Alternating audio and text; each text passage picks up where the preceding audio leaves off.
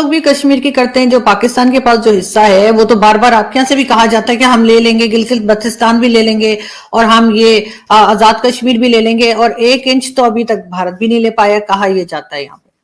आरजू जी, ऐसा है, किसी ने नहीं बोला भारत से। ये जब इंडिया में बातें होती है ना, इंडिया में, तो किसी मंत्री ने अपना कमेंट दिया।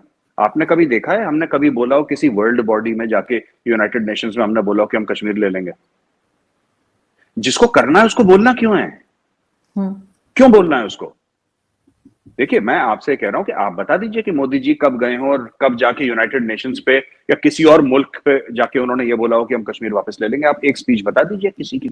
जब हम नाम लेते हैं तब भी प्रॉब्लम है, अब नाम नहीं लेते तब भी आपको लग रहा है कि क्यों नाम नहीं लिया। तो आप तो खुद कहते हैं कि जी कश्मीर को छोड़िए और आगे बढ़िए, तो फिर आप इस तरह की बात क्यों कर रहे हैं? आरजू जी, मैंने कभी नहीं बोला कश्मीर को छोड़िए आगे बढ़िए। मैं तो चाहता हूं कि पाकिस्तान कश्मीर कश्मीर करे। और मैं ऑन रिकॉर्ड पहले आपकी शो में भी बोल चुका हूं कि पाकिस्तान जितना कश्मीर करेगा, जितने इंटरनेशनल फोरम्स पे कश्मीर रेज करेगा, भारत का उतना भला है। मैं 2 मिनट में समझा देता हूं ऐसा क्यों है आरजू जी।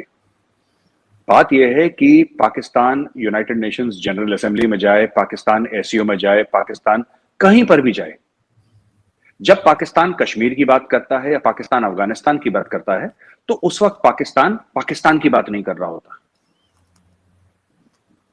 मैं तो चाहता हूं, मैंने कभी ये नहीं बोला कि आप कश्मीर को छोड़िए। मैं सिर्फ एक सलाह के तौर पे मैंने बोला कि अगर मैं पाकिस्तानी होता तो मैं इकोनॉमिक डेवलपमेंट पे फोकस करता, मैं कश्मीर पे फोकस नहीं करता। मैं एजुकेशन, हेल्थ केयर और इकोनॉमिक डेवलपमेंट पे फोकस करता। ये मैंने आपकी शो में एक बार बहुत पहले बोला था।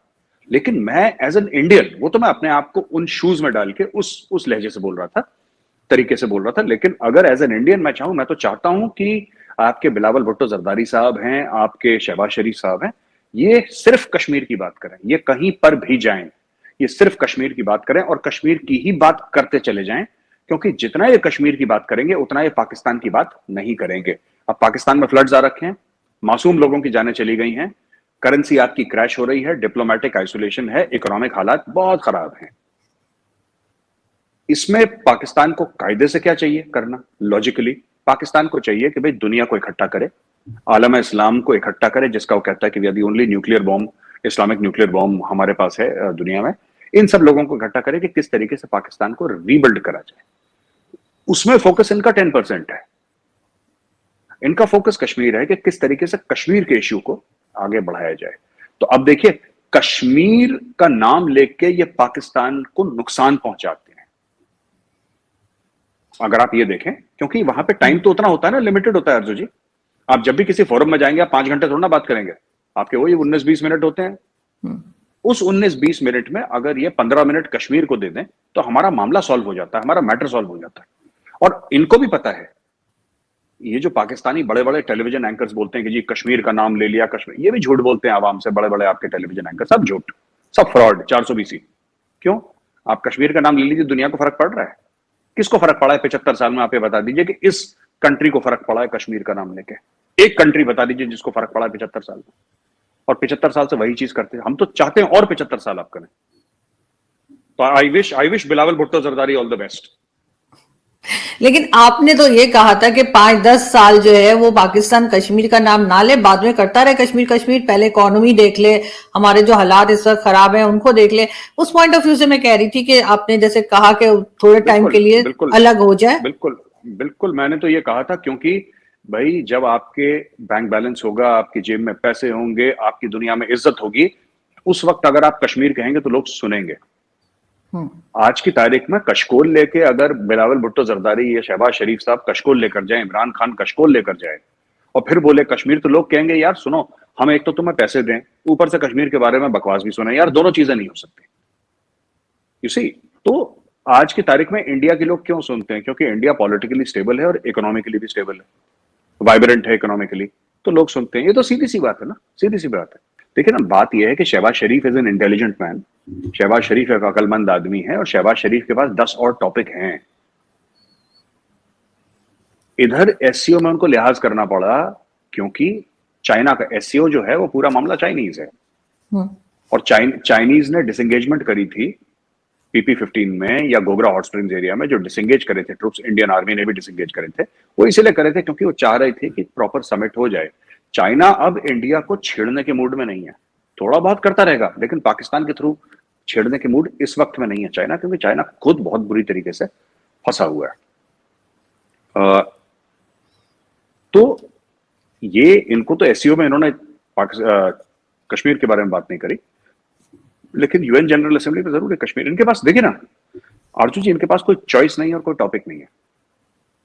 किसके बारे में बात करेंगे? थोड़ा बहुत बात कर लेंगे कि बाढ़ आ गई है, क्लाइमेट चेंज के बारे में तो उन्होंने बोलना ही बोलना है क्योंकि इतनी बड़ी प्रॉब्लम आई है। दूसरी चीज, they will talk about Kashmir, they will, इनकी मजबूरी है और यही मजबूरी भारत को बहुत फायदा दे चुकी है, क्योंकि कश्मीर पॉलिसी, एक तो पाकिस्तान की कोई कश्मीर पॉलिसी है नहीं, दूसरी चीज है कि ये समझते हैं कि बयान देके इनकी जिम्मेदारी कश्मीर पर खत्म हो जाती है। आप समझ लें मेरी बात, इन्होंने बयान दे दिया, ये जाएंगे बयान दागेंगे, दुनिया देखेगी नहीं, दुनिया इग्नोर करेगी, पाकिस्तान में हेडलाइन में हो जाएगा ही very strongly raises the Kashmir issue, सारे पाकिस्तानी खुश हो जाएंगे, कहानी खत्म हो जाएगी। 75 साल में strongly raising the Kashmir issue 1500 बार हो चुका है और कोई मुल्क ऐसा नहीं है जिसमें 3 बार जाके पाकिस्तानियों ने ना बोल दिया हो कि कश्मीर हमारा है। अभी तक 1 इंच जमीन मिली तो हम, इनका तरीका ही गलत है। इनका जो पाकिस्तानी एस्टेब्लिश या पाकिस्तानी एस्टेब्लिशमेंट भी नहीं, जो आपकी गवर्नमेंट है, उसका तरीका, उनको कश्मीर का कुछ नहीं चाहिए। वो सिर्फ ये चाहते हैं कि जब हम वापस आए मुल्क में तो हमारा लोग खून ना पिए कि साहब आपने कश्मीर का मुद्दा रेज नहीं करा। तो ये जिसको कहते हैं ना एज अ फॉर्मेलिटी, ये हाथ धोने के लिए कश्मीर बोल देते हैं एक बार कि कश्मीर का देखिए, कश्मीर में ये हो रहा है, बड़ी ज्यादतियां हो रही हैं और जो इंडियन आर्मी है वो गड़बड़ कर रही है और फलाना इंडियन गवर्नमेंट ने ये कर दिया और इनके हुकूक छीन लिए और ये सब, ये अपना एक सेट स्क्रिप्ट है। यही स्क्रिप्ट ये 1956 में बोल रहे थे, ठीक है, 1976 में भी यही स्क्रिप्ट बोली है, 1996 में भी यही स्क्रिप्ट बोली, 2006 में भी। इनकी स्क्रिप्ट नहीं बदली है, it is the same exact script, except इसमें 370-35 से जोड़ गया, कुछ नहीं। जुल्फिकार अली भुट्टो भी यही बोलता था, एक्जैक्टली द सेम, उसकी बेटी ने भी वही बोला। अब उसका जो उसका पोता है जुल्फिकार का, या जो नाती है उसका, जो भी है, और वो जाके भी बिलावल नवासा वही बोलेगा वहां पे जाके, जो जुल्फिकार अली भुट्टो ने यूएन में बोला था, सेम उसका नवासा जो है वहीं पे जाके वही चीज तो बोलेगा। 3 जनरेशन से यही बात बोल रहे हैं।